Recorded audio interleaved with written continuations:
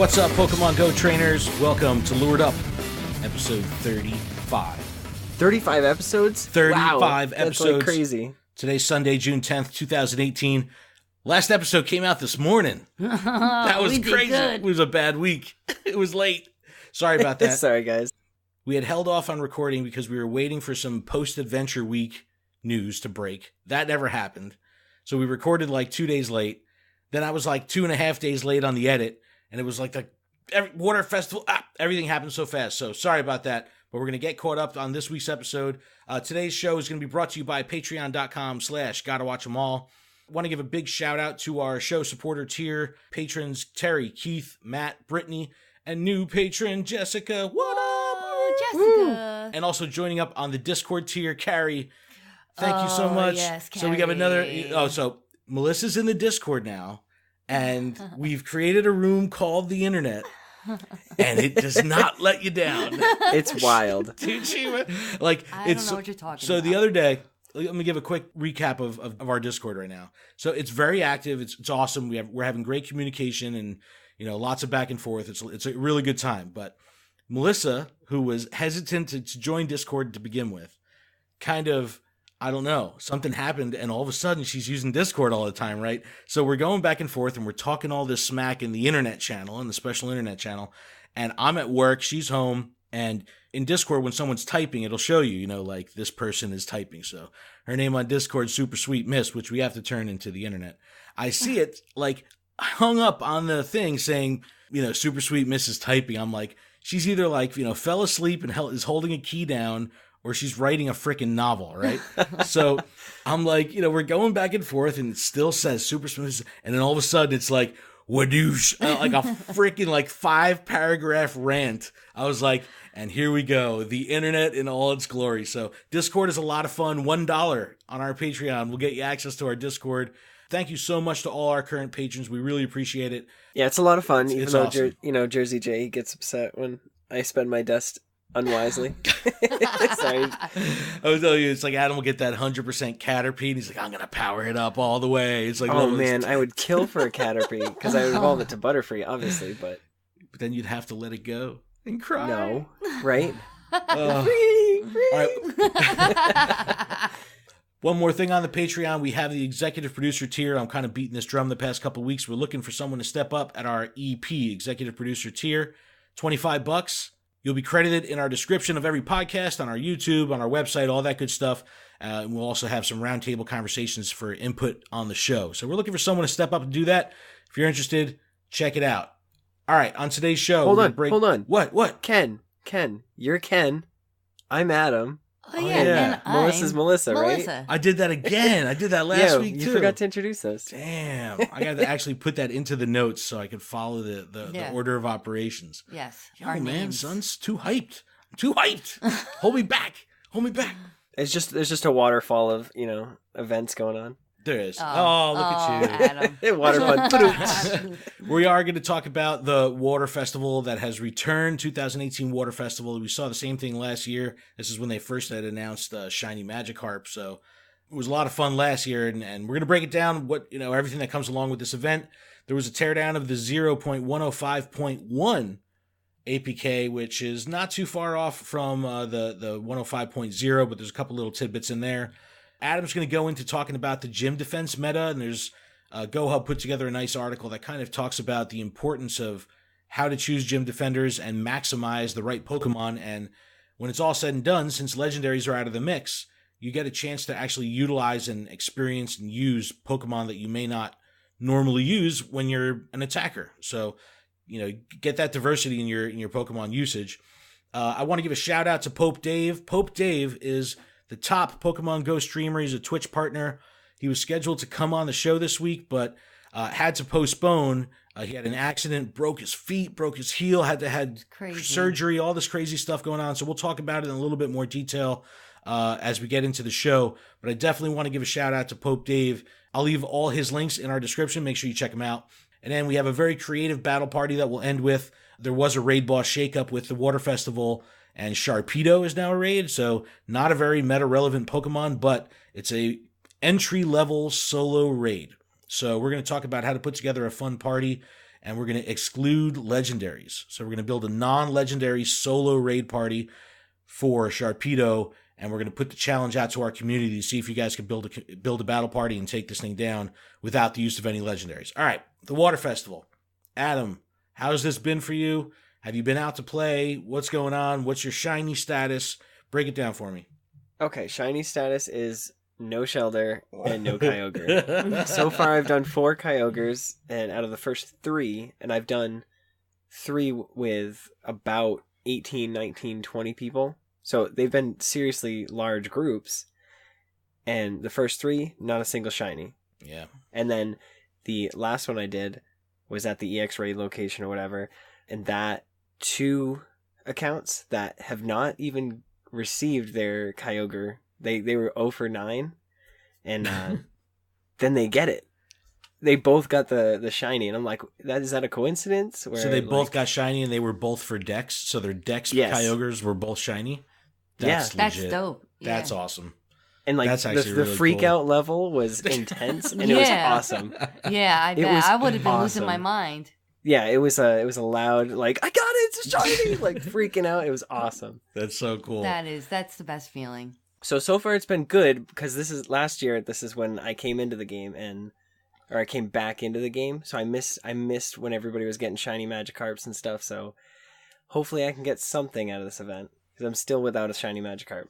All right, let me break down. Don't even talk to Melissa me, almost bro. taked her Don't coffee. even talk to me. All right, wait. Hold on, internet. All right, let me get a sip of this coffee. She'll have an opportunity, because she Terry Wolf actually requested in our Discord to have Melissa explain how her experience with shiny hunting has been. All right, hold on. Let's talk about the actual itemized breakout of what's going on with the Water Festival. So this started on June 7th. It goes to the 21st, so not a full month. We got 2 weeks here to get things done. Increased water spawns, triple Stardust on water catches. So water type Pokemon catches. The main spawns that we're kind of seeing are Shelder, Mudkip, Corphish, Marill, lots of Squirtle, Totodile. I've seen Croconaw. I've seen Wartortle, Goldeen, triple Stardust there. And there's special 2K hatches. I've been laying off the eggs still. But Totodile, Mudkip, and Corphish are more common in 2Ks. And with every egg hatch, you get double Stardust and double candy. So if you have 10K eggs that you've been sitting on, this is a perfect opportunity to cash those in, because you're going to get the double candy and the double Stardust. You can get some major payouts. And then, as Adam was saying before, shiny Shelder and shiny Kyogre. Kyogre has replaced Ho-Oh. We had that debacle with the release date of Ho-Oh.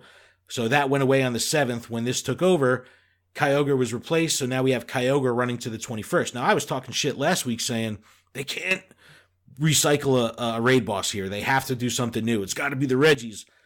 Clearly, they recycled. You know what I mean? But look, I don't care, because I want this fucking shiny so bad. Yeah. And Melissa's focused too. She was like, yo, I want this one. Like this one, more so than, the Aerodactyl or, even Ho-Oh, really. That, but... Even Lugia. Like, Lugia just happened for you. Well, yeah, because I mean, I wouldn't have been, on a mission. It just happened for me. But Kyogre's such a meta-relevant Pokemon, Exactly. I really want a Kyogre. Exactly. So you would be able to, use it a lot. Like, when you're not really going to use a shiny Aerodactyl.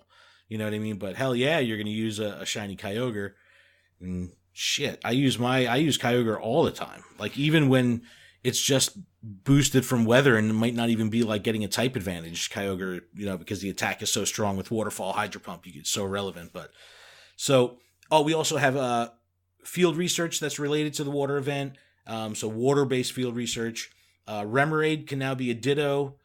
And we did with Kyogre as a raid boss, just on a side note, back Lured Up episode 14, we did a Kyogre battle party. So if you want to check out our old battle party from back in January, check out Lured Up episode 14. And they also came out with a bunch of new sale boxes that are very, very good this time around. So if you've saved your coins, you've been holding off or waiting to get a good deal on super incubators, the Ultra Box is pretty sweet. All right, so let's break down our experiences. So Adam, you're 0 for 4 with shinies. Did you catch Kyogre? The first 2 I did, and the last 2 today I didn't catch either, which was really upsetting. For me, without a doubt, Kyogre, the most difficult Pokemon to throw to in the game. Like, I have so much trouble getting a good throw and it moves so much. Like this is, I don't know, just the distance, the way it moves and how judging it when it does its attack. The Prodigy's Nason's trick is tough because it kind of does these like fake out little wavy, kind of the midair worm and stuff. I think I've done 6 since the 7th. So, I've done 6 of them, and I went 0 for 4 in the first 4, and I've caught the last 2. But I was throwing balls away. I was derping balls. I was like just completely missing, being ready, lined up, doing Prodigy's Nation. I'm like, all right, this is going to be a great throw. And then as I'm throwing it, it just moves to the left and like totally just jukes me out. I'm like, I can't freaking catch a break here. So I think this was the hardest one. I don't know, Melissa, you were, for some reason, you find this one easy, right? I honestly haven't done a raid yet. We did the other day. No, we didn't. Yeah, we did. No, you went without me. Did I? Mm-hmm. Ooh, shots fired. My bad. No shots fired. It's just. Oh. I thought you came. No. No? Mm-mm. Oh, snap. I haven't done one yet. I actually, we went out and we played that on Friday. We did small raids. We didn't do. We didn't do. We wanted to do raids, but instead it was just a shiny hunt. Yeah. Yeah. All right. So. Yeah, I've done like 5 shelters and no luck there. Oh, shelter raids. Yeah. Yep. I haven't done I make any it a raids, point to go get them. But no, we go into Red Bank to restock, get some shinies because again Melissa was busting my chops last episode because I was actually down to 0 balls. It was bad, and 5 minutes. We didn't even finish 1 lap, and our son got a shiny shelter. Oh my god, dude! It was literally 5 minutes in. Infuriated I was. Not only did he get the shiny, but he didn't even really want to play. Like he wanted to play. He wanted to play Jurassic World. Like he was talking about Jurassic the entire time. So I was just like, all right, whatever. He can play Jurassic. I'm on shiny focus. The kid, I didn't even know he was gonna turn the game on. He freaking turns the game on, and he just starts screaming, "Oh my gosh, shiny shelter!" I honestly, it was like 2 seconds. I was, of course, I'm happy for him, of course, but. I fucking was so angry. She didn't say shit for like the next 5 minutes. She was tight-lipped. Her lips were stapled shut. I literally was sitting there huffing and puffing like a fucking 10-year-old to the point where my 10-year-old had to say, "Ma, you all right?" Yeah, I can just see you like clicking and running away from everything really fast, trying to... Exactly. No, but we saw a wild Vaporeon, right? Like just chilling on the side of the road, and as we're driving by, my son had Jurassic World on, and we're like, Vaporeon. So he was trying to get the game on, and I'm catching the Vaporeon. Yeah, and then that's when he turned the game on. As soon as he turned the game on, he got the shelter, and then we did the U-turn, and he couldn't get the Vaporeon, and then we parked because we were getting lunch. And just before we parked, in that same loop around, I caught the shiny shelter. I was what? Yeah, exactly. And I just was like fire in my chest and my heart. And I just looked up and I said, she was like, "I'm turning the fucking game off." She's like, "Fuck you guys." No, I did contemplate turning it off and throwing the phone out the window and smashing it, but I kept going. I went on for the day, and I had hopes, but as of today, I swear to God, honestly, you got to get out there and play more. No. No. If I don't, I'd say I play a lot, and I don't have a shiny shelter, so yeah, but you have shiny everything else. I mean, I know I have shinies galore. Yeah, you got the shiny Absol from research. Yeah, from the research, that was crazy. Yeah, ridiculous. Like you're just a shiny magnet, Adam. So I don't even want to hear it from you. Like seriously, I love you. I don't want to hear it though. But she was so mad. Like we're parking the car, getting ready to get out to walk to eat, and she's just like, oh. I'm looking at her, and she's just like shaking her head, going, "Oh." Because you know why? All I'm doing the whole time, I'm having flashbacks of when we were doing the fighting one, and Josh gets the fucking shiny Magikarp, and I was so angry because I was holding on to my Mew. And now this one comes around, and now I finally did the Mew challenge. But even though I was waiting, I still haven't got my Mew. She still hasn't cashed in her Mew. I still haven't. She's crazy. I'm waiting on it. What? That's ridiculous. No, it's not. I'm waiting for the right time because I'm going to be the very best in my own terms. But look, this is kind of a good dynamic for conversation here, because things that I think are very important, like I love shinies, don't get me wrong, but legendary hunting and XP farming, like those are things that are important to me in the game. So if I were to have roadblocks to XP farming or roadblocks to being able to do a bunch of raids, I'd be pissed. I'd be bothered. Shinies for Melissa are that thing where she may not be into hardcore raiding or anything, but like the shinies are the instant happy, that thing for her. Yeah. So it's like that's why it's so much salt coming out of her ears when. All I'm saying is this event, if I do not get a shiny Magikarp, I may actually quit the fucking game. You have 11 days. You have 11 days. We got to get out there and grind. No, well, we have to go. Melissa, go back to that same spot that Ken and Josh found something. Yeah, okay? Red Bank, man. And no, that exact spot. And try and catch a shiny. Set lures, do whatever you need to do, have an incense. Yeah. That specific area. Adam, you have a tinfoil hat theory here with shiny spawning, right? You were kind of talking about before the show? I don't know, we were discussing it in the group, and I know that there's an article somewhere that talks about it, but I've caught a Sableye, a Metatite recently. I caught the Absol and then I caught a Swablu a few weeks before that, or a couple months before that, all at my work. So there's got to be some correlation with GPS. A certain area being hyper shiny. I don't know, but I need to find that hyper location, and I need to sit my ass there and never fucking move. Other people around me, there's a church that I found a Swablu, a Sableye, and it's so other people have found stuff there. I know there's one guy, and he finds shinies right out front of his house. It's literally all the time. He sent us in our chat 3 or 4 times. He's like, "Oh, this is the 3rd Whalmer." I'm just like, "What? What? That people in the chat just said that they were gonna park outside of his house to try to get some shiny luck. Oh, that's pretty funny. Well, if anyone out there in podcast land has had experience catching shinies in the same location, let us know, because this might be a tinfoil hat, theory, or it might be onto something here. If you guys are can confirm or leak, even hint at it, I may go out and investigate this. Well, that'd be cool, to build almost like a nest atlas of shiny, hotspots. That'd be cool. All right, let's talk about what's in these boxes. Yeah, these were really good boxes. The Special Great Ultra again, and really for me, what these sale boxes are, the most important thing for me is super incubators, because I'm through buying regular incubators. If I'm going to buy incubators, they're only going to be super. I'm not going to pay 200 coins for them. And the only way you can get super incubators in these boxes right now is with the Ultra, but it comes with 10. So right off the bat, if you were to buy those individually, that'd be 2,000 Pokecoins right there. And there's also 12 raid passes. That's 1,200 coins right there. 3,200 we're at.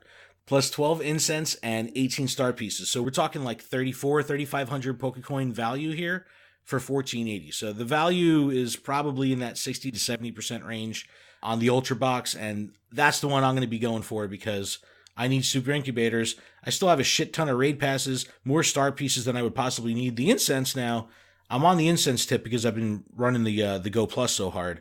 So that's very handy for me. So I think that the hardcore grinder and player is going to be going for the Ultra box. And again, not just because they're typically the ones that spend the most, but that it's kind of balanced out that way. And then you have the middle box, which is probably going to be good for people that are on their way to, level 40, because it has lucky eggs and lures and stuff like that. So that's the angle that takes. And then the special box is just kind of a small sampling of getting your foot in the door with this stuff. So I like how they've been kind of breaking it up and kind of catering to different style players with each of the boxes. But I need them super incubators because I've been waiting, and got to get this done before the 21st because you're getting double candy, double Stardust. Adam, there was also a raid boss shakeup. Who do we have coming through here? All right, so tier 1 eggs are going to yield a Kabuto, Ammonite, Shelder, or Whalmer. Tier 2 eggs are going to yield Croconaw, Marshtomp, or Tentacruel. I did a Marshtomp the other day. I saw one, but I drove away from it. You're like, tier 3 eggs. tier 3 eggs are going to yield Machamp still, Sharpedo, like we mentioned, Starmie, and Vaporeon. Tier 4 eggs are going to yield Absol, Aggron, Tyranitar still, with the addition of Walrein, I don't know how you say that. And then tier 5's obviously Kyogre. Kyogre! we're seeing a full, kind of complete switch up of tier 1, 2, and 3. Vaporeon is kind of cool to see as a boss now.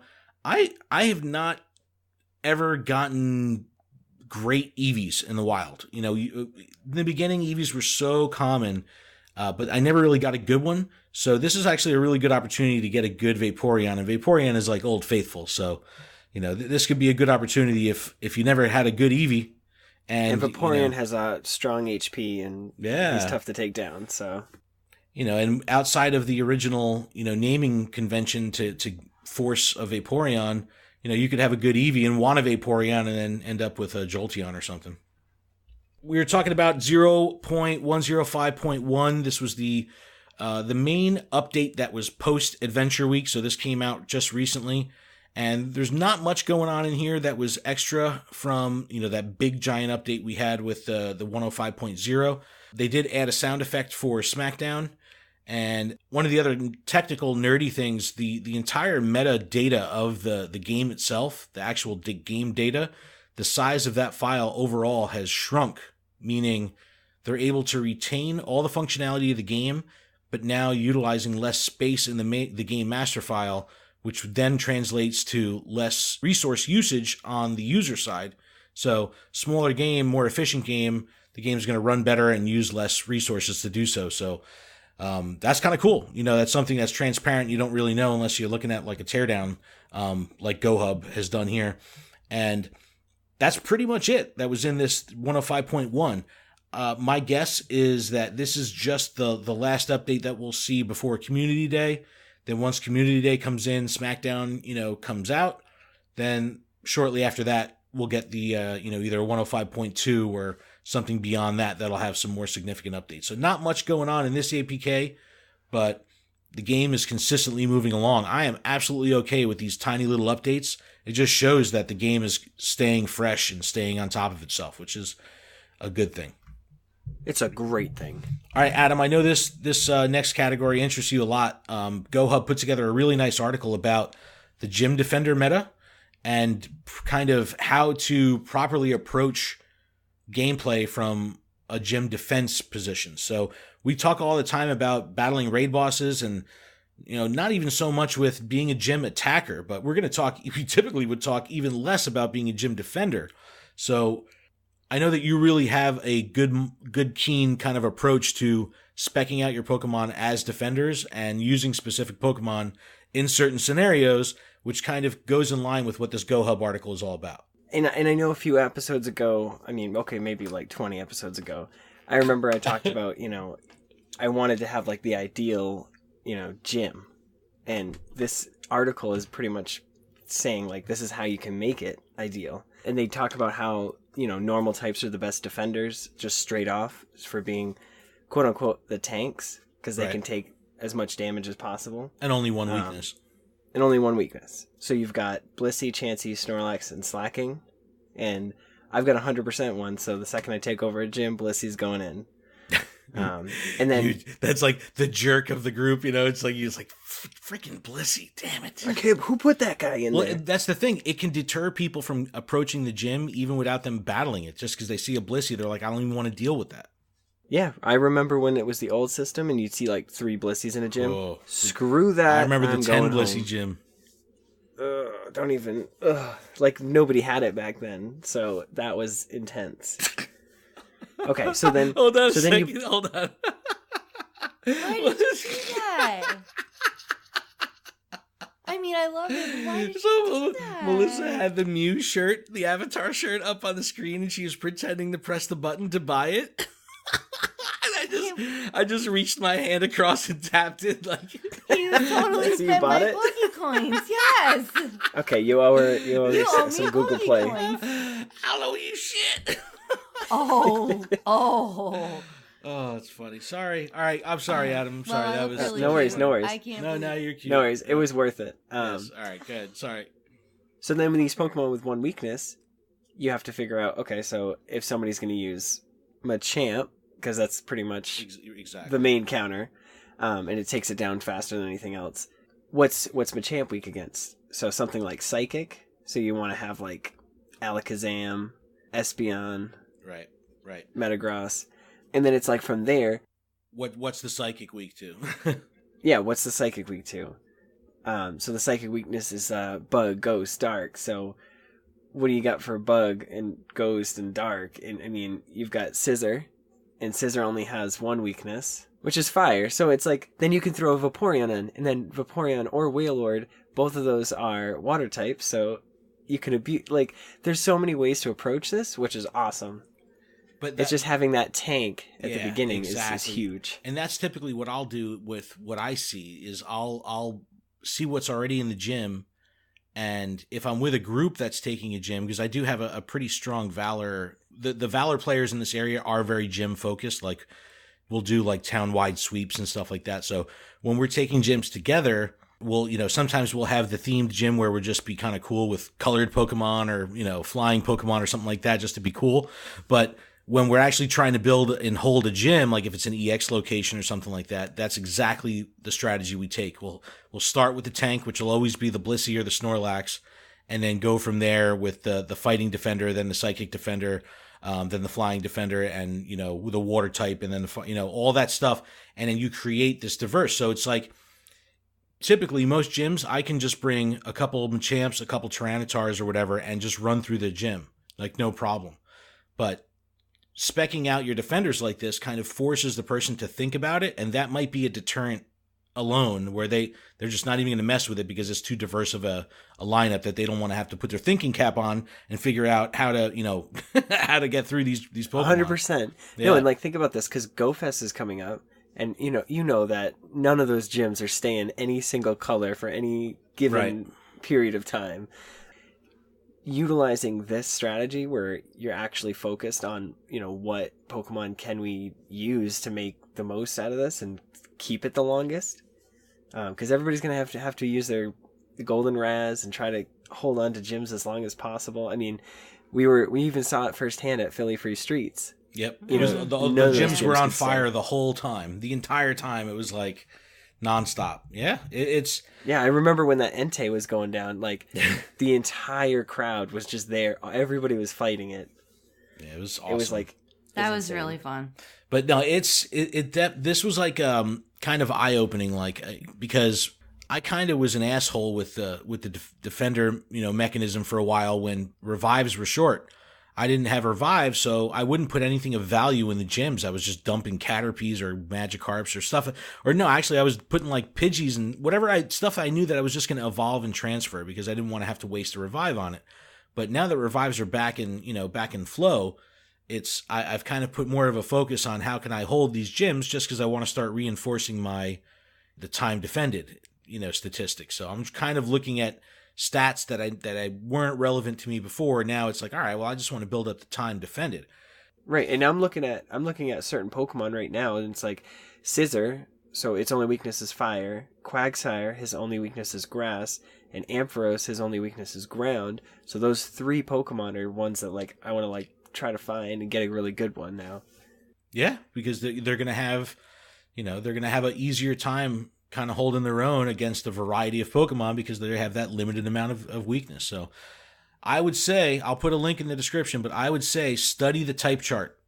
And I know this is something, if I were to pull up on screen right now, Melissa's head would explode and then she'd be like, you freaking nerds, But honestly, if you get to know that type chart pretty comfortably, where on the fly you can figure this stuff out, you're going to be a better gym defender because you're going to know what Pokemon to put in there without just saying, oh, there's a spot for Snorlax or, oh, there's a spot for Blissey, You can go deeper than that and maximize the type coverage of a gym's defense, and that's going to give the attacker a harder time in breaking through the defenses of this completely defensive, diverse lineup. So right, and it's like I don't know, just looking at it and thinking about it, I don't know is having the tank. So tank obviously for the first spot, is it the best to throw a tank in for the 4th spot or for the 5th or the 6th spot?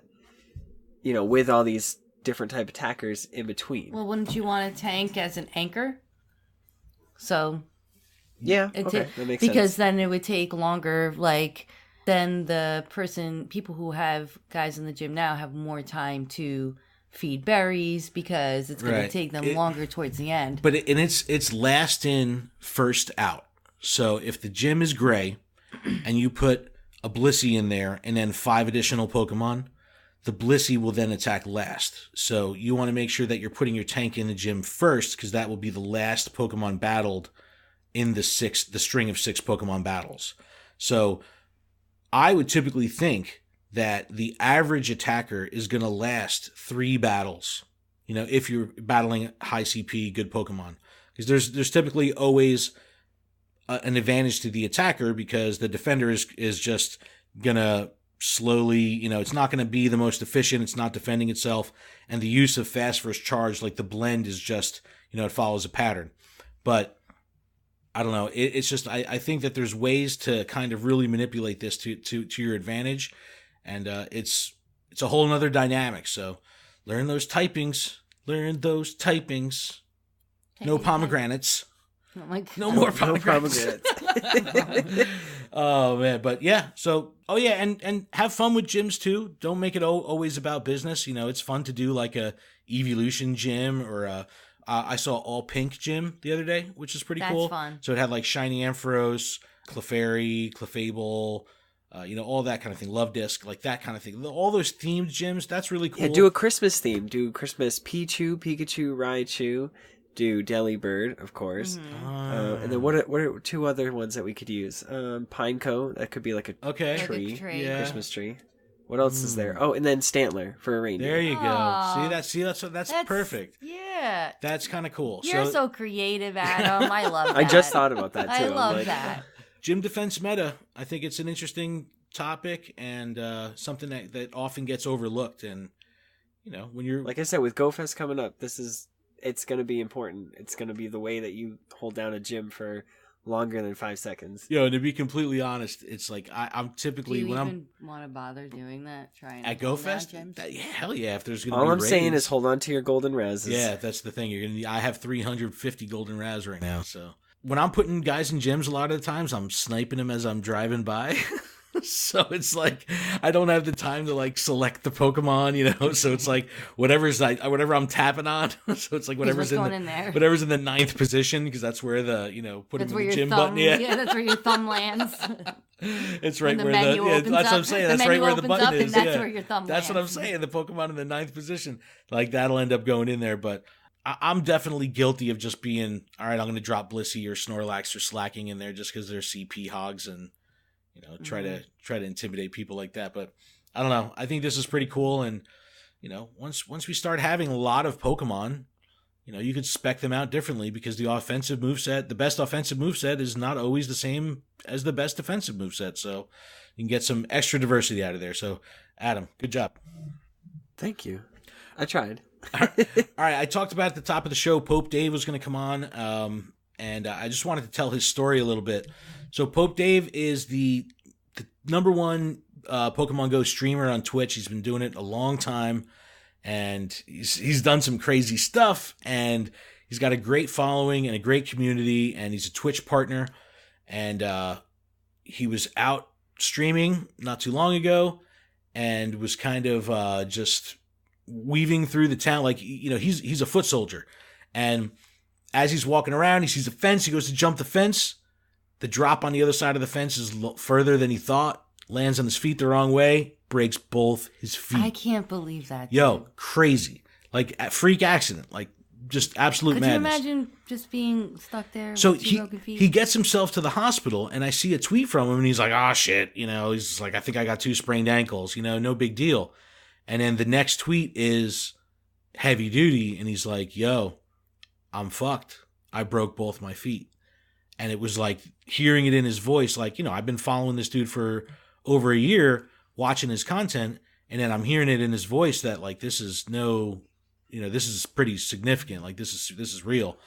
And I was like, holy shit, man, I got to reach out to him. And it was real sad at first, and the community rallied around him and kind of showed all their support, and we didn't know what was going to happen. And thankfully, the press conference that we talked about last week happened and Pokemon Quest came out.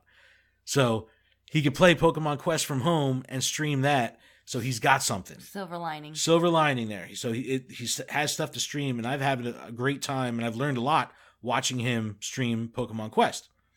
I actually downloaded it and started playing because of that. Hell yeah, it's awesome. It's fun, right? Yes.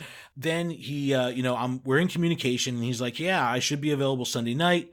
I'm just waiting for, a message from the doctor to figure out what's going on with the surgery and all that. And what ends up happening is, as it turns out, his insurance is not covering the injury. That's so messed up. It's astronomical. It is $32,000 in medical bills. Insanity. So this is like the x-rays, the ambulance, the hospital visit itself. Why is his insurance not covering? That's crazy. But I don't want the Pokemon Go community to lose one of its core content creators. He is an integral part of this community.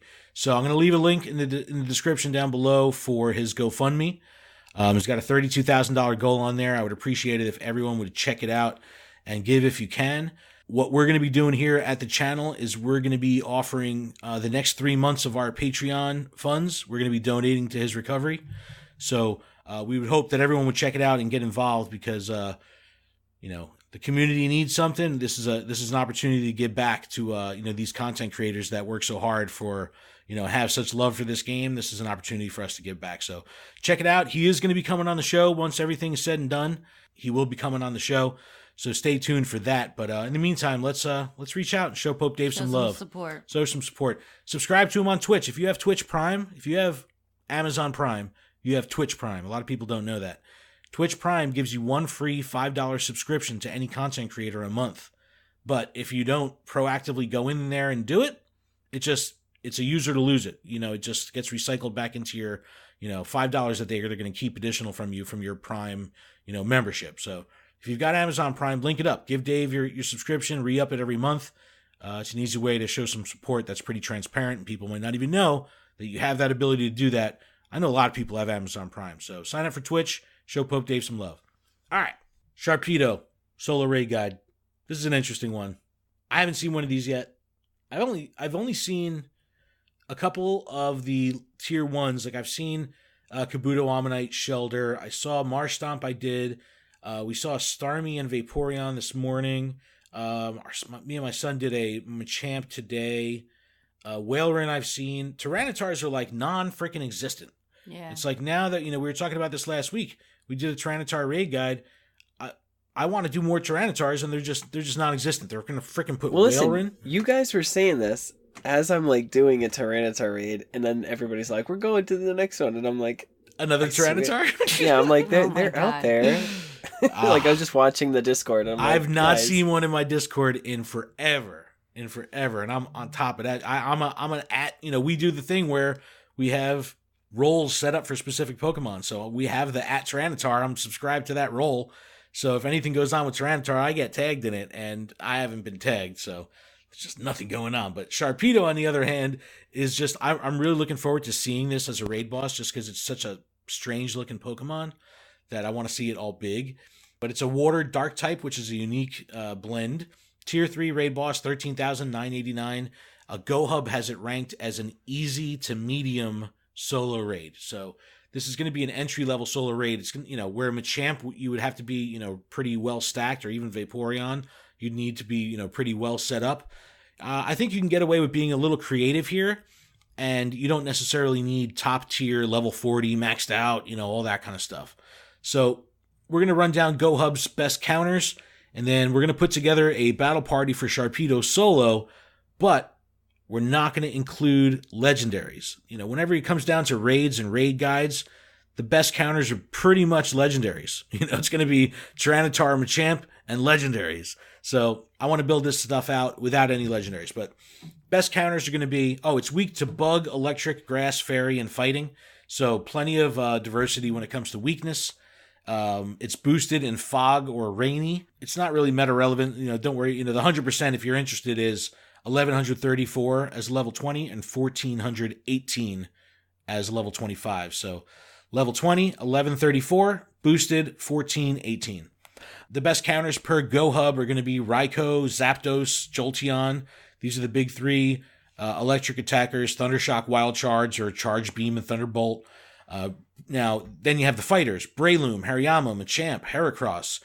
Most of them have counter Dynamic Punch. Heracross has close combat. Then you're going to have other Pokemon like Mewtwo, Venusaur, Exeggutor. Budget counters can be Victory Bell, Ampharos, Groudon, Scizor. So there's a bunch of diversity here.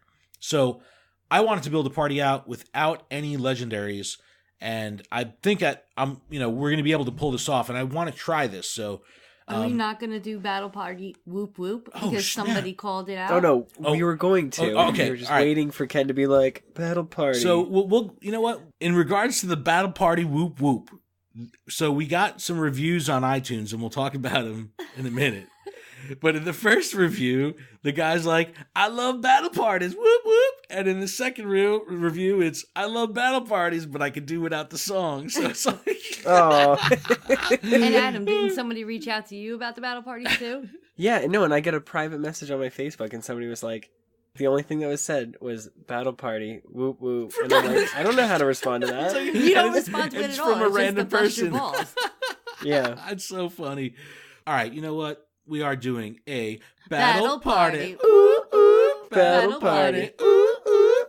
So, funny side note, we're talking about my son the other night, right? And he goes, guys, I woke up in the middle of the night last night. I go, why? And he goes, I don't know. All I heard from the other room was battle party. I was like, oh, sorry, dude. My bad. Oh, that's Go awesome. All right, but yeah, in this battle party, I want to go no legendaries. Battle parties are always filled with legendaries. Let's just skip that, and then not only build a party, but let's try to actually use these. So, I want our community out there try to build a battle party to Solo Sharpedo without legendaries. I don't know if it can be done. Let's give it a shot. So I'm going to be bringing Machamp, Jolteon, Hariyama. So I got my fighting and electrics there. Also my 100% Ampharos. So my fighting and electric are covered. Just to get some diversity, I'm going to bring Scizor. I don't typically use Scizor, so I want to get some bug action in there. And Venusaur. So, and I'll bring my Frenzy Plant Venusaur. So, Machamp, Jolteon, Hariyama, Ampharos. I have that 100% Ampharos. Scizor, and Venusaur. So, diverse. I will make this battle party. If I find a Sharpedo, I'll make sure I record my attempt, and we'll see how it goes. This might be a scenario where you're going to need a weather boost of some of your attackers, like something that's going to boost fog or electric, to give you a little assistance here. But I want to see if I can do this. But Adam, what are you bringing? Oh, look at freaking Adam's! Oh, look at Adam's stuff. Of course, Adam's. Adam, what are you bringing? So I'm bringing my 100% squad. I'm bringing my 100% Plusle that's maxed out, 100% Ariados that's maxed out, 100% Beedrill that's maxed out, 100% Cacturn that's maxed out, 100% Wigglytuff that's maxed out, and my 100% Mawile. That's maxed out? Who's almost maxed out. Yeah, it's hard to get those. I need to catch a few more candies, water types. Oh. It's diverse yet satisfying. Oh my God. It's like I can hear Jersey J right now going, all that wasted freaking Stardust. Yeah, I know. Hey, but if anybody ever Especially needs that that Ariados or that Wigglytuff, it's 100%. It's the best one that they can have. I have 100% Wigglytuff, but I ain't powering that shit up. Dude, it's Wigglytuff. All right, so super diverse. And Melissa actually has a diverse lineup here, too. Yeah. Not 6 Snorlax like last week, or cop-out freaking posse. That's not... Are you kidding me? Don't ever disrespect Relax ever again like that. That is never a cop-out. Kidding me. Dare you. Yeah, I went with some guys that I normally would not use, but I just think they're fun. So I'm going with Sceptile and Gramble and Shiny Ampharos, and then Hitmonchan and Scyther and my Electabuzz, who I used to battle with all the time. Yeah, so we all pretty much have, out of the 18 Pokemon between us, we probably only have only one couple. Yeah, one that's the same. Ampharos and Ampharos. Oh yeah, you're bringing Scyther. I'm bringing Scizor. So yeah, only Ampharos is a dupe. So that's pretty cool. So let us know if you can create a battle party without using legendaries and Solo Sharpedo. That is the challenge of the week. Solo raid, Sharpedo, no legendaries. Let us know if you could do it. All right, and finally, before we wrap up, I do want to read these 2 iTunes reviews. Like I said, they were pretty funny because they were conflicting. They had some conflicting messaging in there, but the first one, and these both of them came through this week. The first one is from Gubby MJ. Says, these three bring unique perspectives to the game and offer useful info while doing so. I look forward to the episode each week. My wife and I both listen and love discussing your takes afterwards. Keep up the good work, y'all. Battle party. Woo-hoo. So they put that in there. So thanks so much, Gubby MJ. Thank you, guys. Appreciate it. And then we have another review from Corey Darrow, who says, I enjoy the podcast as the hosts are entertaining while covering the important Pogo news and driving good strategy tips such as their battle party segment. Could do without the little battle party song, though. Smiley face emoticon. It's like awesome. But Corey, thanks so much. We really appreciate it. Help us out. Give us a review in iTunes, everyone. This is probably our number one ask of our community at this point. So we're just looking to get some reviews going so we can help improve our reach in the search engine inside iTunes. So that would help us out a lot. And don't forget, if you do a review, I don't know what we discussed as far as like the timing, but those two are new. Yeah. So those are entered into the contest. Yeah, we're gonna get the contest info for the card giveaway. I think we're waiting to have the cards in hand before we announce that. But anyone that's left a review to this point will be included. But we're gonna be doing a review based contest for custom Pokemon TCG card giveaway. But I want to wait to get these cards in hand, and then we'll get that up. But anyone who's put in a review to this point will be eligible. It's funny that you mentioned that too, Adam, because Pidgey Grabba had left us a review the week before or something that we announced the contest, and he sent me a screenshot. He's like, "Oh shit, I already did it." I was like, "Don't worry, dude, you're good." But yeah, we'll get the details up on that once we have these custom cards from Zaba in hand. Leave us a review; it would help us out greatly. Adam, you got anything else? Go catch Kyogre. Thanks, Coach. Good luck on shiny You hunting. can do it. Yeah, Melissa, what do you got? Do you want to get salty? No, because right, you don't want me to open up on reversal. You know what? Right now. It's too late. No, I don't want Melissa to open up on reversal. She opened up on reversal a little bit. Reversal was in the Twitter news a little bit because he said he was taking a break from Pokemon and had an interesting way of delivering that message. But we'll let that lie in our Discord for now. But I do want to make one mention of something that happened between Mystic 7 and Jono. We've taken a stance against Jono on this podcast of how, his negativity and openness about spoofing and cheating and sharing that information with the community and how toxic he is with, just shitty negative posts in this community just piles on, with all that. So Mystic 7 puts a post up on Twitter the other day saying, hey, remember last year during the GoFest window when everyone banned FSU, not just unfollowed or didn't follow him, actually blocked him. That way it would completely prevent your eyeballs from interacting with the toxicity that FSU and that, the comments on his post bring. So Mystic 7 this week puts out this thing saying, hey, remember when we did that? Let's do the same thing, but with Jono. Let's, block this guy because he's freaking toxic. So this causes a complete uproar, of course. And we've said it before on the show, Jono's following is very loyal. Very, very loyal and very vocal and very, dare I say it, young and carefree and just, doesn't care about the repercussions of what they say because they probably just don't give a shit because they have keyboard muscles. That's what I'm saying. Because they're young. They're probably like 8-year-olds, whatever.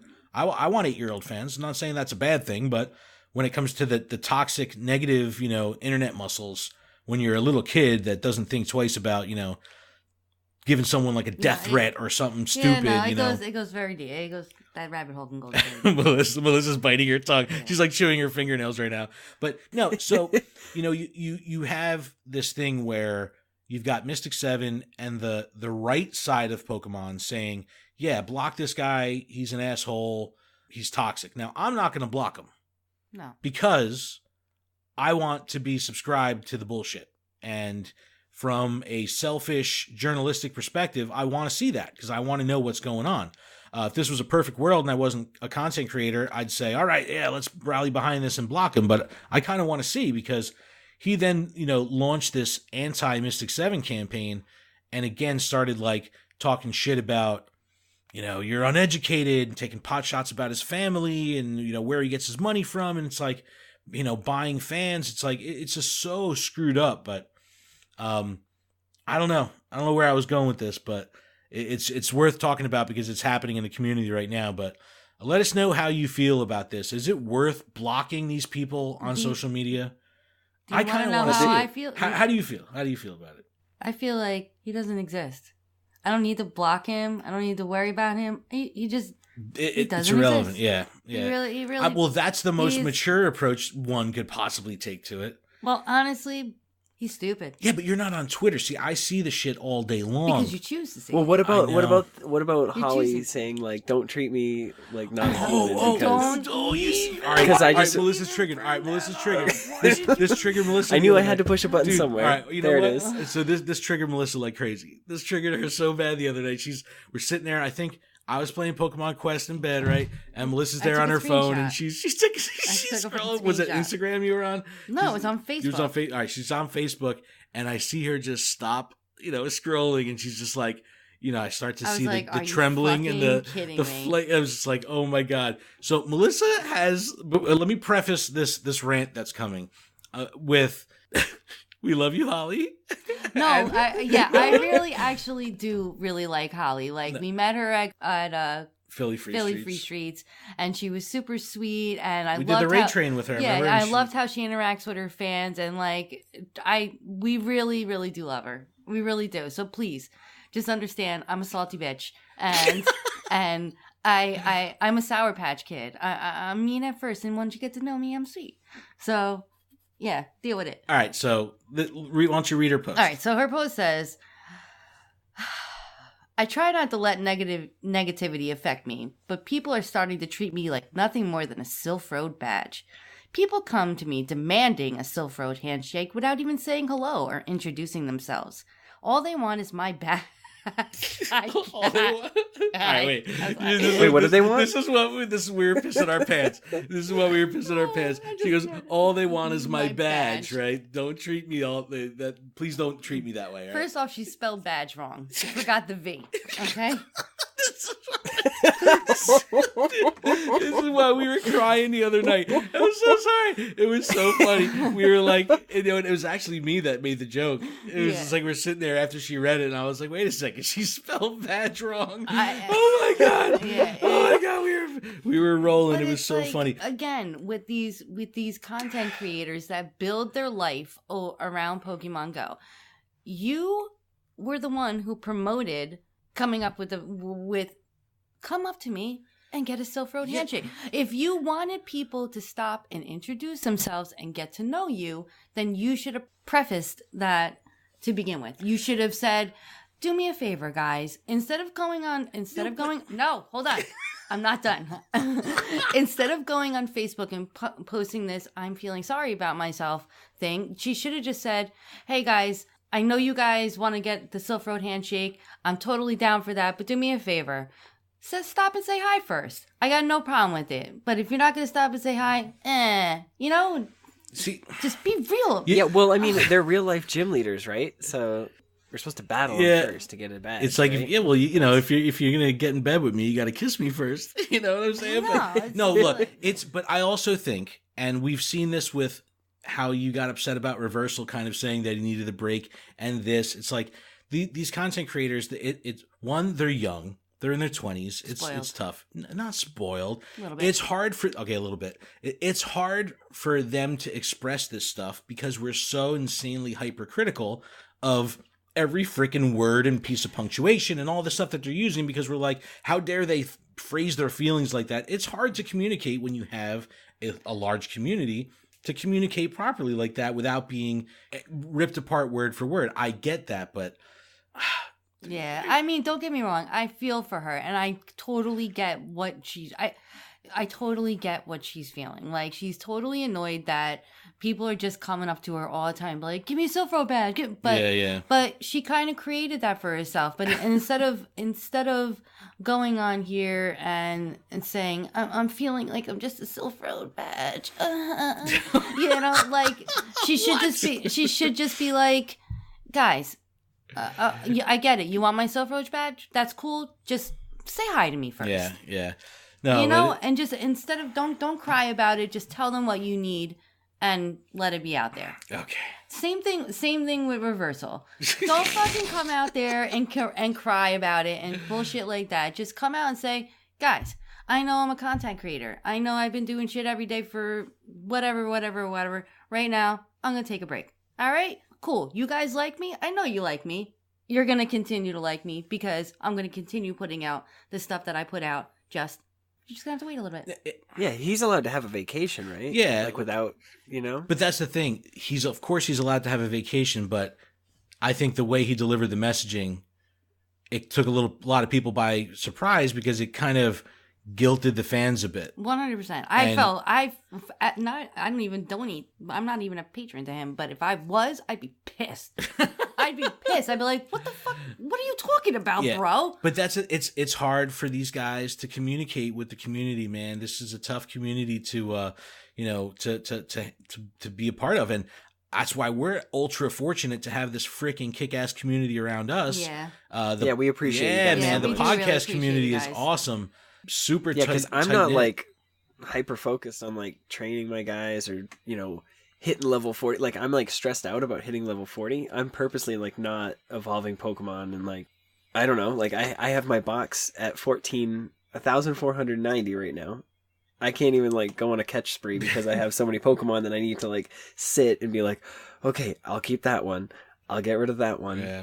You feel a little better? I do. Okay, good. That wasn't too bad. No, but that when I was literally pissing my pants the other night when I made that joke in bed. When that came across my feed, I was just like, you've got to be kidding me with these YouTubers. I read through all of the comments on Twitter and it was like, hey, I'm your friend. Why did you yell at me like that? And I'm like, oh my gosh, are you kidding me? Well, that's what I mean. It's like it's a very sensitive, very. The internet is not a safe space. All right. Well, on that note, which is why I stay off it a lot. So. On that note, let's wrap up. Let's wrap it up. All right, guys. All right, good night. Thank you so much. Check out everything we do over at GottaWatchTheMall.com. We are at GottaWatchTheMall pretty much everywhere. I can be found on Twitter at ProudGamerTweet. Adam, where can they find you? You can find me at PhoenixBack45. And Melissa. You can find me on the Discord. Yeah, you can that's a fun place. Yep, you can find her on the Discord. You just got to give her a buck. Oh, shit. But thanks, guys. Thank you so much. And any new listeners out there, we saw a small spike. Thank you so much. We appreciate it. And hope you guys stick around. And we'll see everyone next week.